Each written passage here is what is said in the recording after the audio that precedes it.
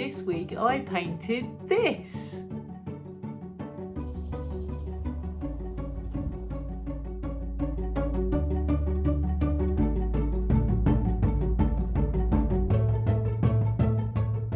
These Viviva Winter Watercolors. What's not to love?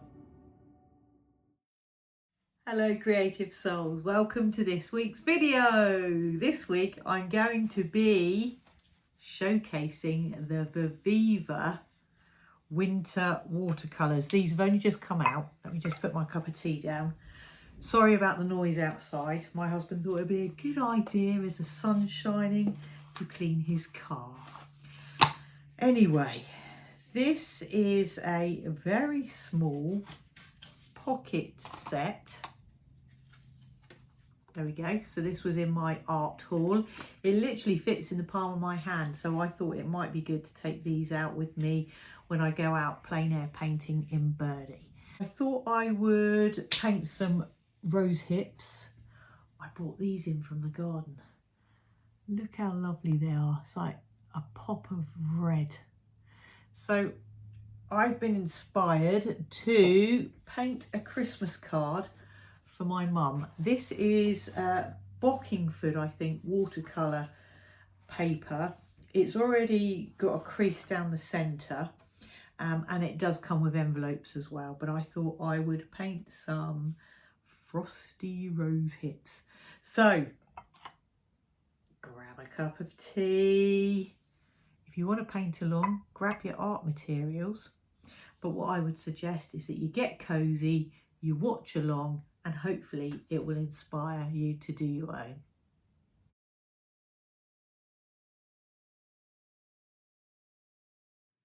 Okay, let me show you what I've got on my desk. So I have got a couple of little glass pots of water.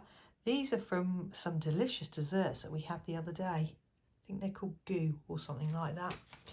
I've got a brush water pen, but also I've got two paint brushes. These are the Betty Hayways. I've got a size 3, and I don't know what the other one is. I don't know what that one is. Who knows? I've got a pencil, I've got my eraser, I've got this little thing. I don't know what it's called. If you know what that is called, hang on, let me get it into focus.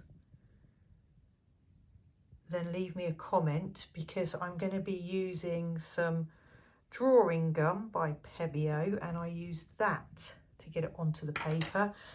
I've got some Dr. P.H. Martin's bleed proof white, I think that's like gouache. For the frost, I've got my Mr. bottle, I've got some washi tape, I've got my Brusho,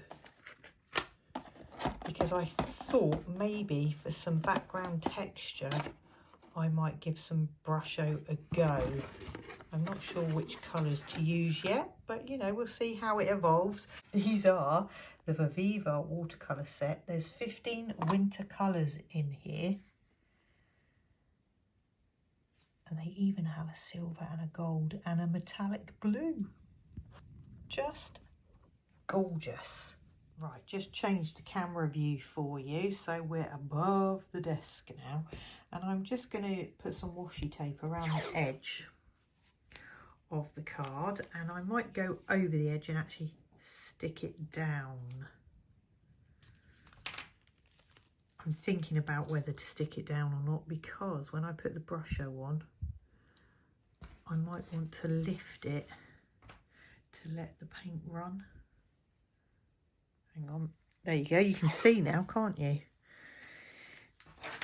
But hey, I'm going to go with my original plan. I'm going to stick it down. So the washi tape will hopefully give us a nice clean border around the outside. This one I thought was a bit sort of festive. We're literally the last days of November now, heading into winter.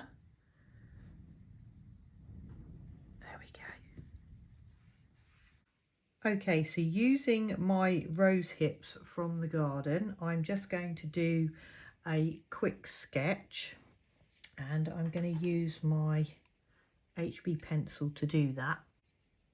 We haven't got a lot of room here. I can't remember what size these cards are, but the thing is, you can always rub these things out and start again. There's no pressure. You should never feel that sort of pressure. Right, let me take the little stem out of the picture, and then I'm going to have one coming up here, and then I'm going to take that on down, and I might have, leaving enough room for the berries as an afterthought, because look, there isn't a lot of room here. And maybe I'll do maybe another 2 there. So these rose hips are fairly small, quite sort of elongated as well. They're not very round. They've sort of got, you know, the bits on the end.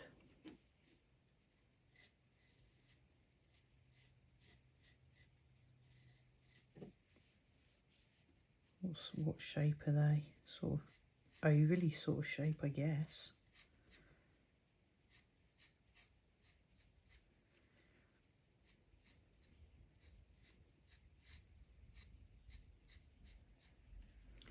You don't want to make it too complicated for yourself.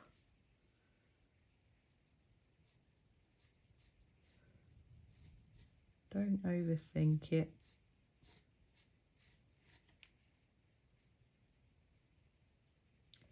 Now, have I left enough room? Don't think I have I?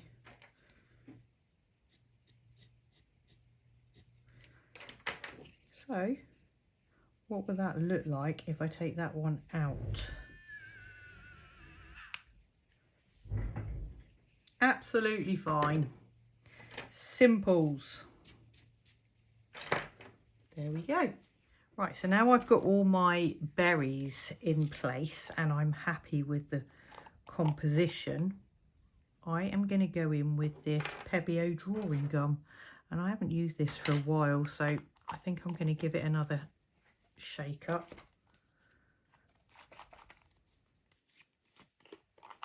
And I'm going to use this implement that I don't know what it's called. I'm hoping one of you will know what it's called.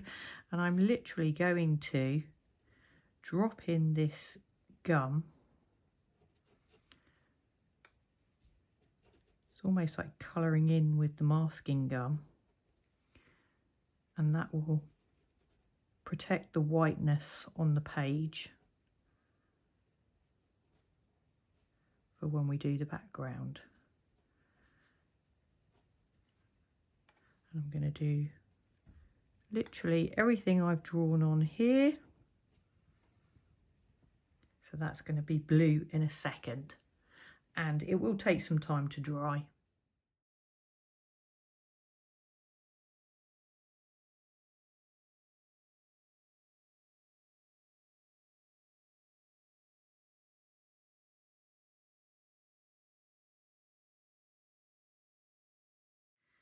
Okay, so blue stuff on.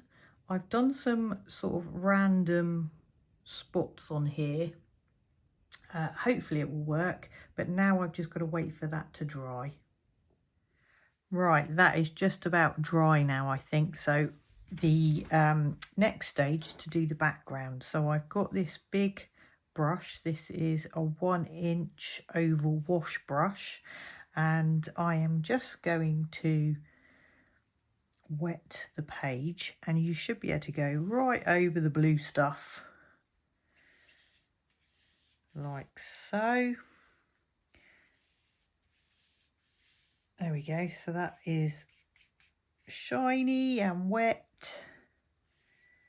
You don't want to make it too wet, but you want to make it wet enough so the paint does its thing. Now, I need a bigger brush actually. I don't think I've got the right size brush. Let's go with a size 9. Just going to make that wet. And I think I'm going to go in with some soft beige. I'm just going to drop that soft beige in the top here.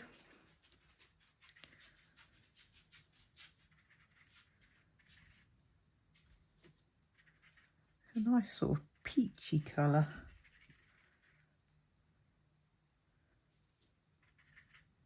See how these watercolours cope. I must admit I'm used to using Winsor & Newton or Daniel Smith. And the Daniel Smith granulate really nicely. So let's see how we get on with these. What other colour shall I go for? There's a pine moss here and a winter green. So the pine moss is this one. I'm going to dab that down here.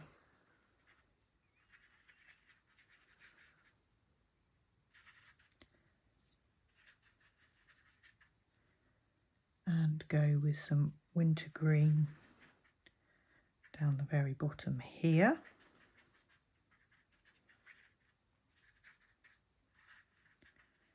Now there's not a lot of green in the garden at the moment.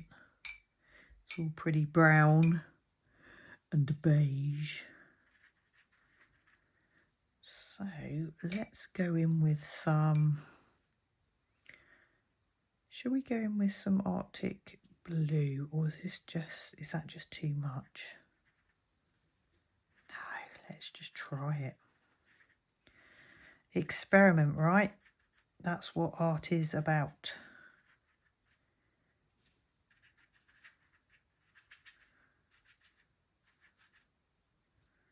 And then if we mix the blue down here, that will turn into a darker green.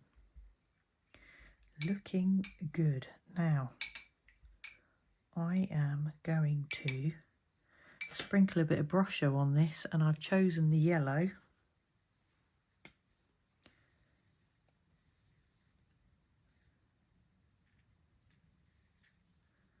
Oh, that's a bit too much. That's a bit too much yellow. Let's spritz it and see what happens. I might need to grab some kitchen towel.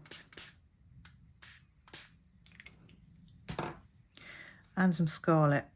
Let's go scarlet.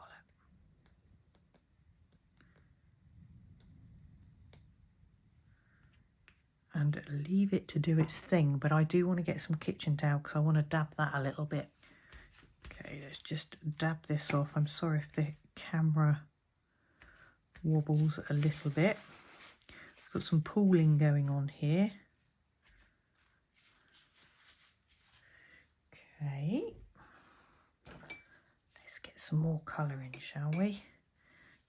Let's go Arctic blue.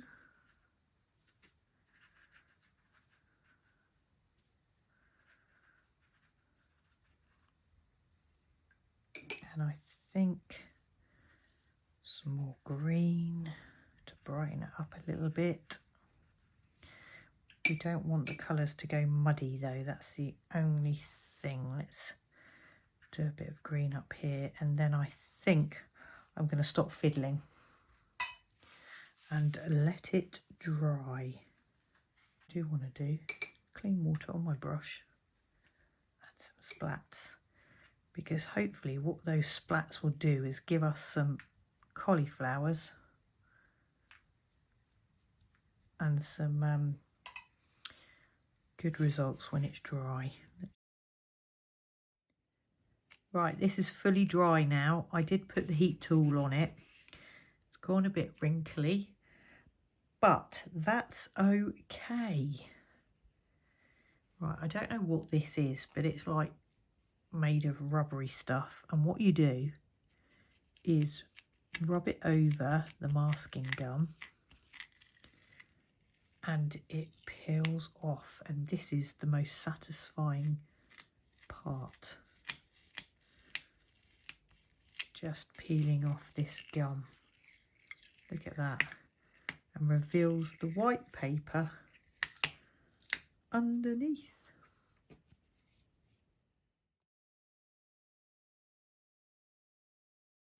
Okay, so I had a bit of a disaster, darling.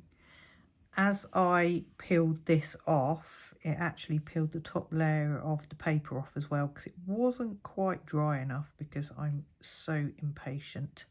So I've just gone in with some pine moss, sort of touched up round the edges and disguised it. But these things happen, and it's you know, this is how we learn. It's about not getting stressed about it and finding a solution.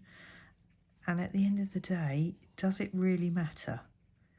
It really doesn't. You can just try again. But I think I may have rescued it. Okay, I'm just going to paint this in now, and I'm going to just try and use the colours that I have in here. I would have liked a sort of more orangey yellow for the base layer of the berries, but I haven't got that, so I'm going to go in with the soft beige. It's just the underpainting of the berries, because I want to have some highlights on there, but the highlights aren't necessarily stark white.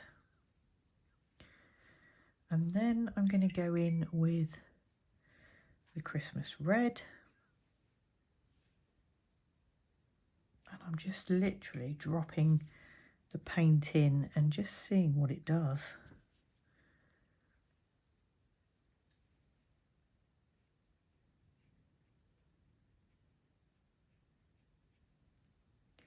Leaving a little area for the highlight. Just drying my brush off and lifting the paint out. And like I say, I'm used to working with Winsor & Newton and Daniel Smith, and it's a very different experience.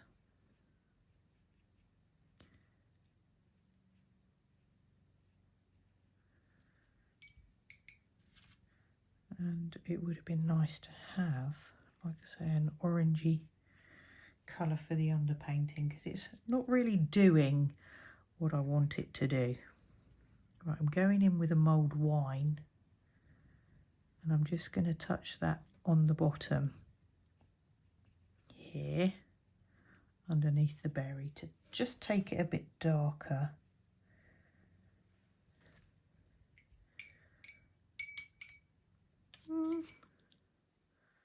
Not too bad. I'll leave it at that. Let's try another one. So the beige on first.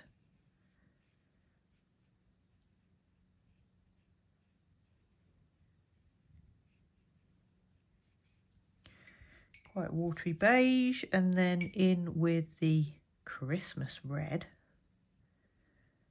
Just drop it in. And as I go round the berries and get in the hang of these paints, they'll probably get better and better.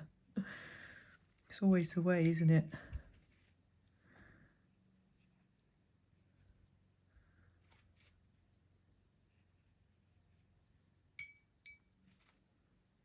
And then in with some, what was it called, mulled wine.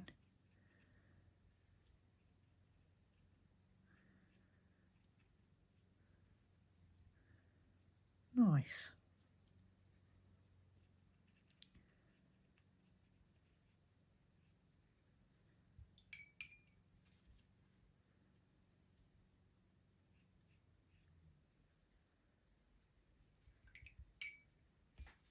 That's going on quite nicely.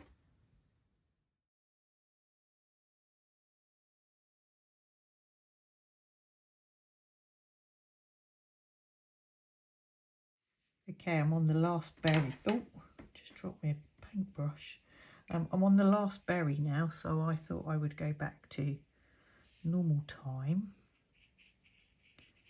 So what I'm doing is going in with a layer of soft beige. Not too wet, but wet enough that you can drop the Christmas red in.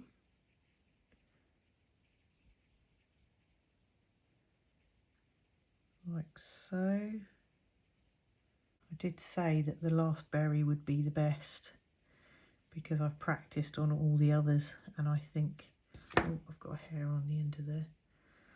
I think this is my favourite berry. So going in now with some mulled wine.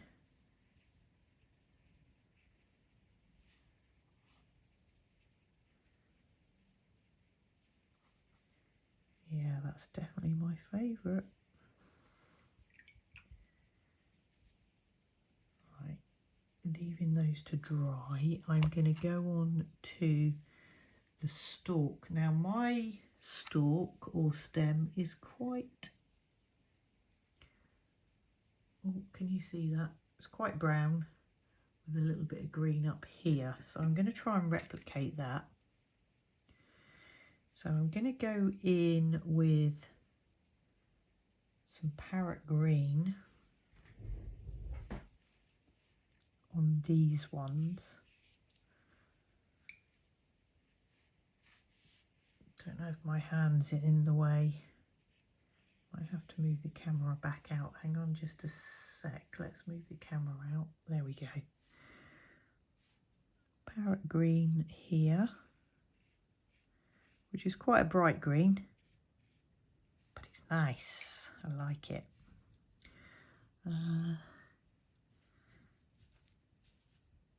Take it down here.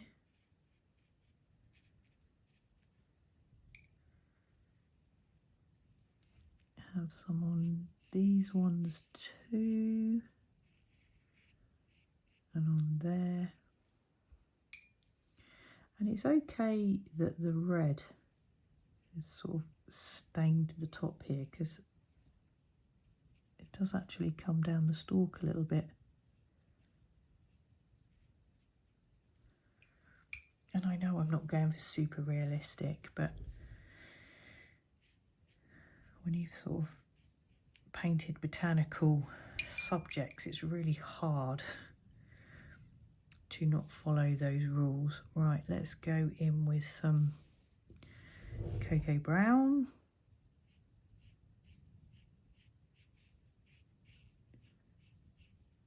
That's quite watery, so let's wake it up a bit more.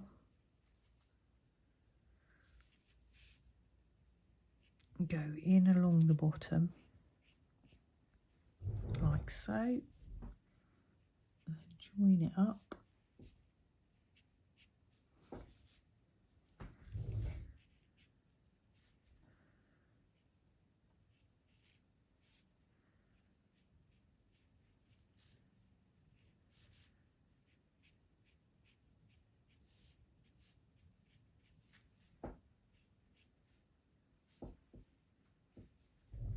I'm sort of trying to, the light's really, it's hard to see, so I'm trying to sort of move my head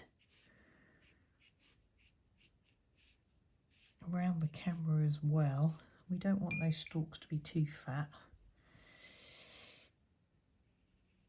But I tend to find when I start fiddling, it gets sort of thicker. There we go. Shall I leave that to dry? I think I will. Right, I've got these Pigma pens. It's a manga set and they're in sepia. And I thought I might put some ink on there. So I'm just looking at the sizes. And I've just got a scrap piece of paper. And I thought I would just see how it might look with some pen round it. Could be quite nice, right? Because a lot of these rose hips, they normally have the little bits on the end, whatever this is called, that's just dropped off. But because this is like a winter painting, a lot of them have dropped off. But they do have like sort of browned tips. So I think I'm going to just go round and put the little brown tips on. Let's start with this one.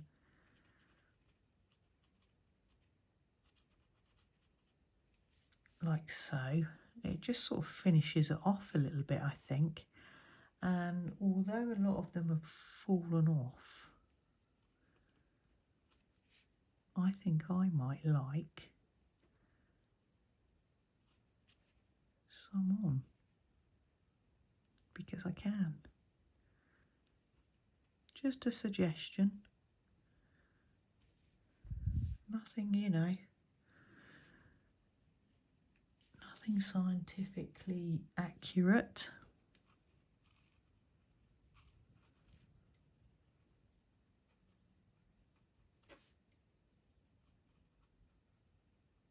Don't know how many they usually have on.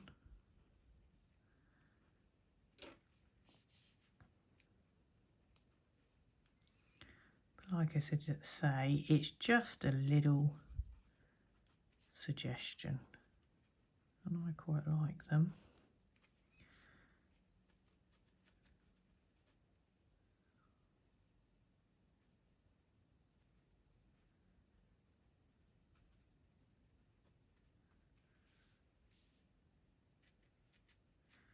This is the one that the paper peeled off.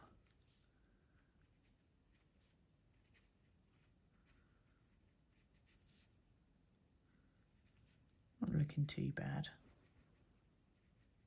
Do you know, as artists, we are our own worst critics, aren't we?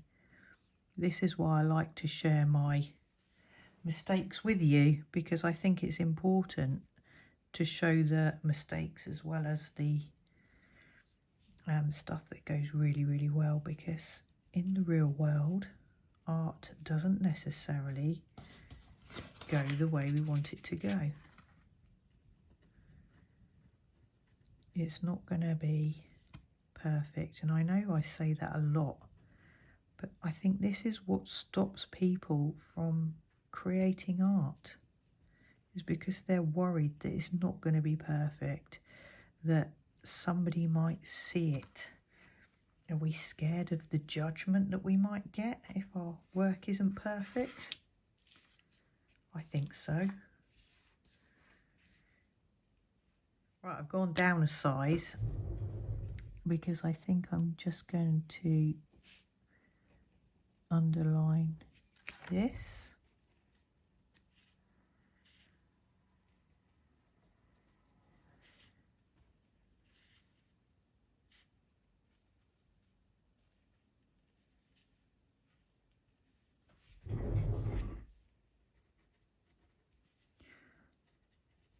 And some of these stalks have gone a bit thick. But I might be able to disguise them, because I'm going to put some snow on. So that could work.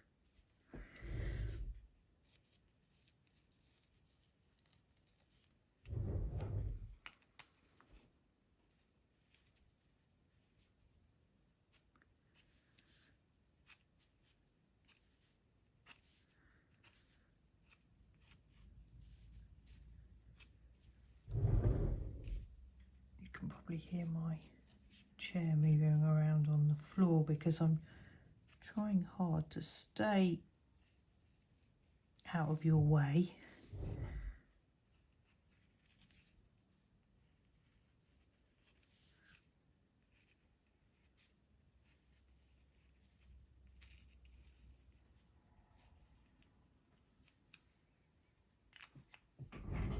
There we go, quite like that. I'm going to put some snow on now. Right, final details now. We're going to get some snow on. I'm not sure these splodges here worked. However, again, I'm not going to berate myself over it because it's experimental. So if I was to do this again, I probably wouldn't put those on there. Now for the snow, I'm going to use this Dr. P.H. Martin's white. There is a white in this set, but I'm not sure it's going to give me a thick enough consistency for snow. So I'm just going to wake it up, see if I can get it thick. What I'm going to do is just go in and place snow on the branches here, and I'm just going to see what it does. I don't think it's going to be white enough.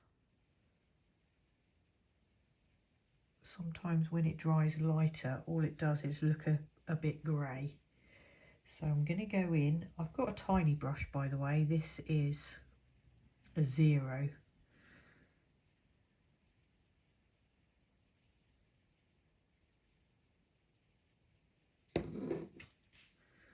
And you'll see the difference. So I'm just going to dabble some snow on.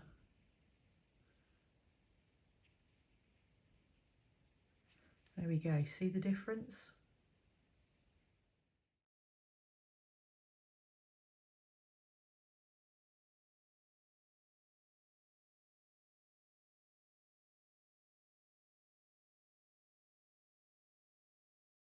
That is the frosty sort of snow going on. I've just got a rigger brush and I've made up a little pool of white on my palette here.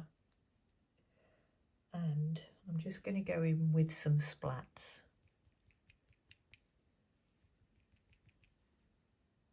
Not too many.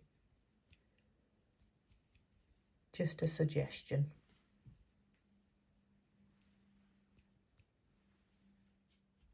Right, now that's all dry, I'm going to use the heat tool and I'm going to peel off the masking tape very gently, because I would hate to get to this stage and actually peel off some of the paper.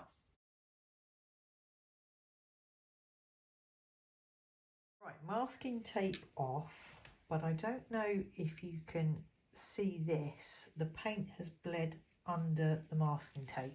Perfectionist in me doesn't like it. So this is an eradicator brush, and this is by Billy Scholl. It's basically a small little brush, and if you dampen it in some clean water and rub on that area, you can lift the paint. However, I'm not sure it will work with this paint because it is quite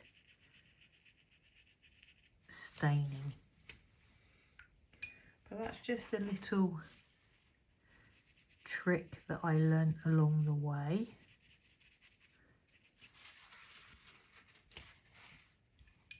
That you can tidy up your edges with one of these tiny little brushes. There we go, that looks a little bit better. Let me move the camera out a bit so I can show you the card. Oh, look, you can see my slippers. Let's come in again. There we go. So the card is finished. I'm not happy because the brosho went onto that side of the card. What I should have done is protected that side of the card with a scrap piece of paper or a piece of kitchen roll. But look at that. I am really pleased with that result. Now, before I give that to my mum, I will put it in between a couple of books so it sort of lays flat. But I think that's turned out really, really well, even though there was a couple of mishaps along the way. Now, if you enjoyed this video, please give me a like, share it with someone who you might think like to see my video. Watch until the end. It's probably too late to say that now because the algorithm likes to see the retention figures. And what was the other thing I was going to say? Leave me a comment. If you've enjoyed this video, leave me a comment. If you're going to give it a try, let me know. I'd love to know if I've inspired you in some way today. Anyway, it leaves me to say thank you for watching.